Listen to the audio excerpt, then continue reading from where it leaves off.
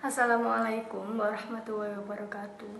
Perkenalkan, nama saya Verlina Amelia dan teman saya Farah Fatima akan mempresentasikan hasil pekerjaan kami pada kesempatan kali ini, yang akan membahas tentang Net Promoter dan kepuasan pelanggan. Net Promoter dan kepuasan pelanggan.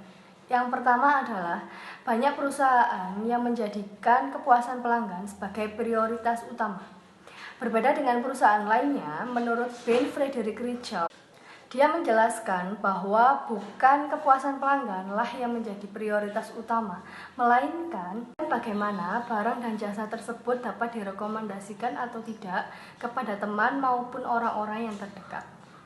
Menurut Richard, pelanggan akan merekomendasikan suatu produk apabila ia diberikan pelayanan yang terbaik oleh frontliner.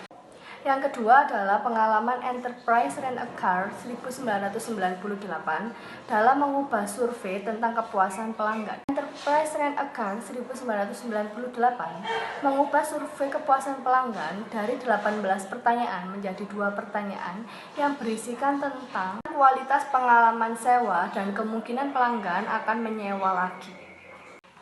Hasilnya, pelanggan yang memberikan nilai tertinggi untuk kualitas pengalaman sewa akan memungkinkan si pelanggan tersebut untuk menyewa lagi di perusahaan yang sama. Perusahaan juga melakukan evaluasi terhadap informasi diagnostik yang menunjukkan ketidakpuasan pelanggan yang sangat membantu untuk membuat perusahaan menjadi semakin lebih baik lagi. Yang ketiga adalah survei Net Promoter dalam pemikiran Richard, di mana para pelanggan diminta untuk menilai kemungkinan mereka dalam merekomendasikan suatu produk dari skala 0 hingga 10 poin.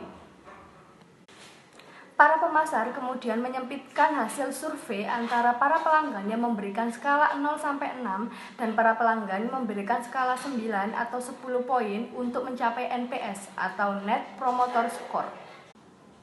Para pelanggan yang menilai merek dengan skala 7 atau 8 poin dinilai puas secara masif. Skor NPS umumnya berkisar di antara 10 hingga 30%. Akan tetapi, perusahaan kelas dunia biasanya mendapatkan skor NPS lebih dari 50%. Contohnya seperti Apple dengan skor NPS 77% dan Google dengan skor NPS 71%. Reichelt mulai mendapatkan kepercayaan dari orang-orang, terbukti dengan adanya GE, American Express, dan Microsoft yang telah mengadopsi matrik NPS. Saat GE Healthcare mendapatkan skor rendah, penelitian mengungkapkan bahwa hal ini disebabkan karena waktu respon pelanggan yang lama. Hal ini dikarenakan survei yang diberikan terlalu banyak. Setelah merombak pusat panggilan dan menempatkan lebih banyak spesialis di lapangan, skor promotor bersih GE Healthcare melonjak dari 1 poin menjadi 15 poin.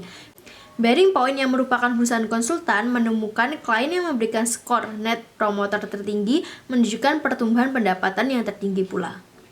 Dasar pengembangan NPS dikarenakan Reichelt yang mengembangkan NPS sebagai tanggapan atas survei pelanggan yang terlalu rumit dan tidak efektif.